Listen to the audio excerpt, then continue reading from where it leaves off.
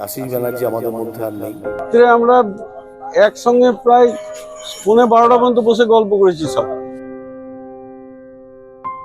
আমরা জোরাত করে বলছি আমরা রাজনীতিতে নাই, আমরা রাজনীতি পরিবারের ছেলে হয়ে যেটুকু হারিয়ে এর থেকে বেদনাদায়ক কিছু হতে পারে না।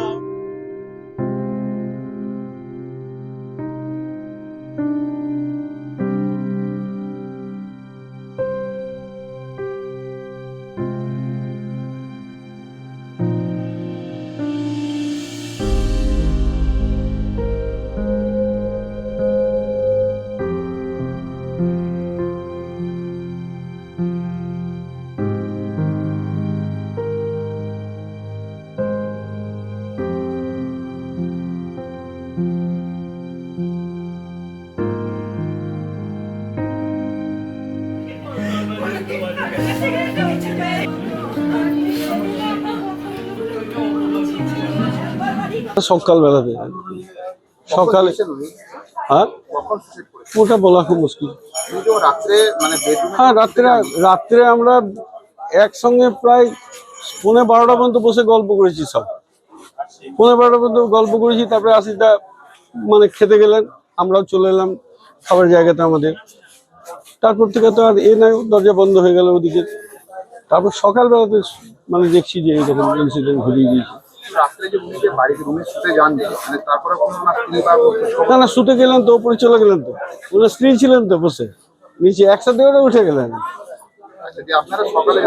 আমরা সকালে জানতাম, তখন দেখছি যে আপনার ওই একটু দেখা যাচ্ছে আপনার ওই এইভাবে দাঁড়িয়ে আছি। হ্যাঁ, সঙ্গে সঙ্গে পুলিশকে ইনফর্ম করি, পুলিশ আসেন, পুলিশ এসে ওনাদের যা কর্তব্য কাজ। মানসিক চাপ থাকার মতো তো যারা আপনারা চেনেন তারা তো জানেন যে উনি কিরকম ছাত্র জীবন থেকে রাজনীতি করেছেন, কিন্তু কোনোদিন কারোর কাছে 1 টাকার কোনো অ্যালিগেশন আজ পর্যন্ত নেই, সে বিরোধী হোক আর শাসকই হোক। এই যে টিআরডি নিয়ে বারবার অভিযোগ করা হচ্ছে, উনি লিখে গেছেন যে তিনি কোনো রকম কোনো কিছুতেই ছিলেন না, কোনো কমিটিতেও ছিলেন না, তিনি কোনো পাওয়ারও তিনি তার কাছে ছিল না, জেনারেল কমিটিতে তিনি। তাহলে এটি কি একটা পরিকল্পনা?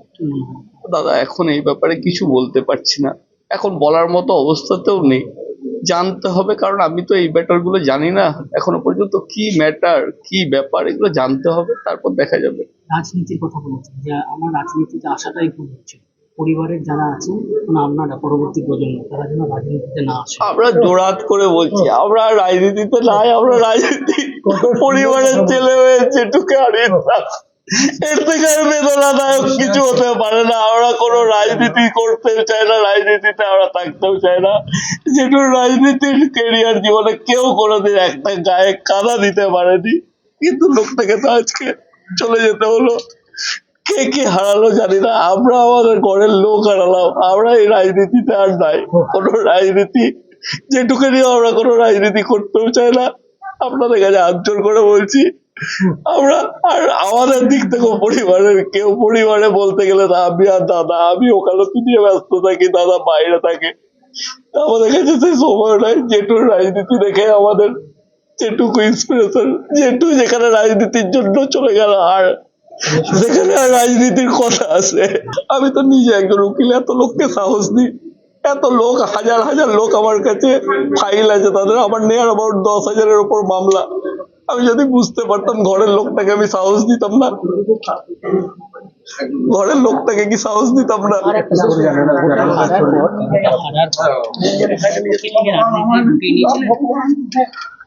উনি বলছিলেন যে বয়স তো হয়েছিল, গুটিয়ে নেননি, কিন্তু রোজ পার্টি অফিসে বসতেন, লোকের সঙ্গে কথাবার্তা বলতেন, সবই করতেন। কিন্তু জেঠু যখন বলে গেছে যে আমাদের পরিবার থেকে কেউ রাজনীতি করবে না, আমরা জেঠুর কথা ফেলতে অমান্য করবো না। পুলিশের কাছে খবর আসে अभिषेक बनर्जी अलियास सोमू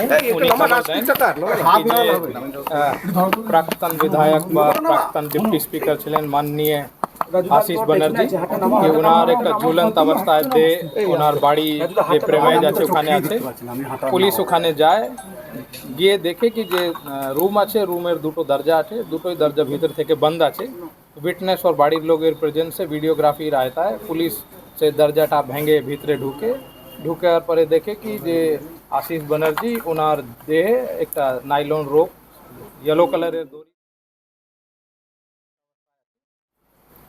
বডিটাকে নামানো হয় প্রসিজার ফলো করে। ওখানে পাশেই দুটো হ্যান্ড রিটার্ন নোট পাওয়া গেছে যেখানে অ্যাপারেন্টলি লেখা আছে কি nobody is responsible for my death, আমার মৃত্যুর জন্য কেউ দায়ী নেই।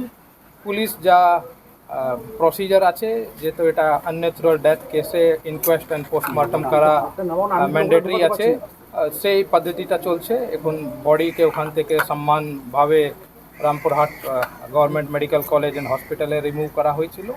ওখানে ইনকোয়েস্ট প্রসিডিংস চলছে, পোস্টমর্টমগুলো হবে, তারপর আমরা ইনকোয়ারি করে দেখছি। পরিবারের তরফে কোনো অভিযোগ হয়নি? না কোনো অভিযোগ নেই। অ্যান্ড উনি তো খুব কোনো এনকোয়ারি টিম কি তৈরি করা হয়েছে? হ্যাঁ, ইনকোয়ারির জন্য তো থানার যে অফিসার আছে টিম আছে, দরকার পড়লে আমরা একদম তৈরি করে দেবো। স্যার ওনাকে কি কোনো নোটিশ করা হয়েছিল টিআরডি এর এরকম? না, আমার যতটা নলেজ আছে ওনার বিরুদ্ধে পুলিশের কাছে কোনো অভিযোগ ছিল না, অ্যান্ড ওনাকে কোনো নোটিশ বি করা হয়নি। সকালেই যে খবরটা পেলাম অত্যন্ত মর্মাহত, বেদনাদায়ক খবর যে আশিস ব্যানার্জি আমাদের মধ্যে আর নেই। প্রথমে তো বিশ্বাস করতে চাইনি, তারপর সত্য তো মানতেই হবে, কিন্তু আমরা এটা ভাবতেই পারছি না যে তার মতো একজন রাজনৈতিক ব্যক্তিত্ব এইভাবে চলে যাবেন, এটা কল্পনাতীত। এবং তার সুদীর্ঘ রাজনৈতিক জীবনে মানুষের উপকার ছাড়া কোনোদিন কারো ক্ষতি তিনি করেননি। কেউ বলতে পারবেন না আশিস ব্যানার্জি দ্বারা কোনো ক্ষতি হয়েছে। এবং রাজনৈতিক সততা তার প্রশ্নাতীত। তার হাজার শত্রুও তার রাজনৈতিক সততা সম্বন্ধে কোনো প্রশ্ন তুলতে পারেন না। রাজনীতিতে মহীরুহ পতন রামপুরহাটে বলার অপেক্ষা রাখে না। রাজনীতির বাইরেও তার আর একটি পরিচয় ছিল, তিনি পথিতযশা শিক্ষক ছিলেন। প্রচুর ছাত্রছাত্রী তার কাছে পড়াশোনা করে আজকে তারা নিজ নিজ ক্ষেত্রে প্রতিষ্ঠিত হয়েছেন। আপনাদের মনে শুনছি যে তিনি বলেছেন যে আমি কারো কাছে একদিন কোনো দিন কারো কাছে এক কাপ চাও খাইনি, সততার সঙ্গে সারা জীবন আমি কাজ করেছি এবং আমার মৃত্যুর জন্য কেউ দায়ী নয়, এই কথাই কি শুনলাম আমরা। সেটা বলতে পারবো না, তার ভেতরের কি সেটা বলতে পারবো না। মেনে নেওয়া যায় না। শুধু বীরভূম নয়, সারা বাংলার যারা তাকে চিনতেন এবং জানতেন, দীর্ঘদিন তিনি বিভিন্ন দপ্তরের মন্ত্রী ছিলেন, সফলতার সঙ্গে যোগ্যতার সঙ্গে তিনি পালন করেছেন। ডেপুটি স্পিকার ছিলেন, বিধানসভা চালিয়েছেন, এ নিয়ে কোনো প্রশ্ন কারো কাছে নেই। সারা বাংলার রাজনীতিতে সর্বস্তরের মানুষের কাছে তিনি একটা বিশিষ্ট ভদ্রলোক হিসাবে চিহ্নিত। তার এই মৃত্যুতে কোনো মানুষই মেনে নিতে পারছে না। এটা একটা দৃষ্টান্ত, কারণ এই ধরনের মানুষ পাওয়া খুব মুশকিল, খুবই মুশকিল। যে প্রান্তে যার সঙ্গে আলাপ হয়েছে, যার সঙ্গে কথা বলেছি সেদিন এবং আজও পর্যন্ত, ডক্টর আশিস ব্যানার্জি একটা বিশিষ্ট, এর মতো ভালো মানুষ হয় না। যে কোনো মৃত্যুই বেদনাদায়ক। আশিস ব্যানার্জির মৃত্যু অত্যন্ত দুঃখজনক ঘটনা।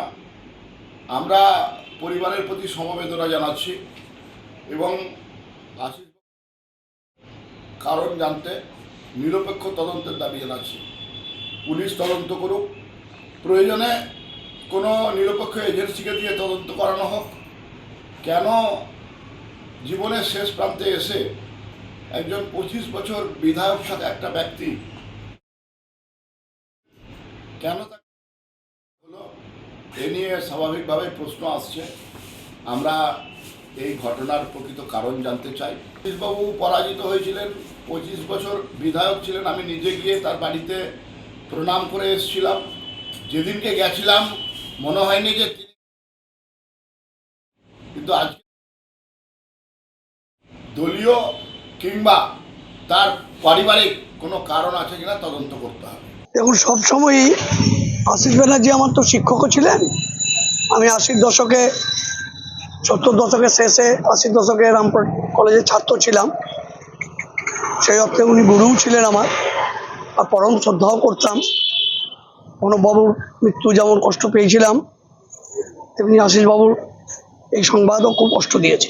আমার যেটা বক্তব্য সেটা হচ্ছে, সব অহিংসার পূজারীকেই পরিণতি খুব করুণ হয়। চৈতন্য মহাপ্রভুরও পরিণতি হয়েছে এরকমই, মহাত্মা গান্ধীরও হয়েছে, আর আশিসবাবু একজন অহিংসার পূজারী ছিলেন। সম্মানীয় আশিস ব্যানার্জি প্রাক্তন বিধায়ক, এটা যারা রাজনীতি করে তাদের দুর্ভাগ্যের দিন। আমাদের অভিভাবক, বর্ষিয়ান নেতা, 5 বারের বিধায়ক, ডেপুটি স্পিকার করলেন। আমরা আবেদন করব বীরভূম প্রশাসনের কাছে যে এর পূর্ণাঙ্গ তদন্ত করে বের করা হোক।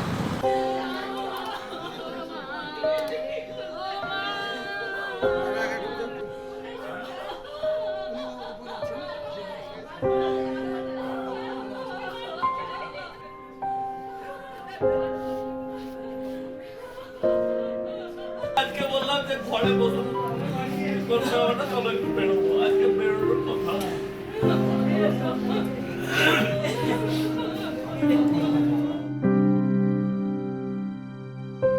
ফলো করুন সংবাদ প্রতিদিন ডিজিটাল।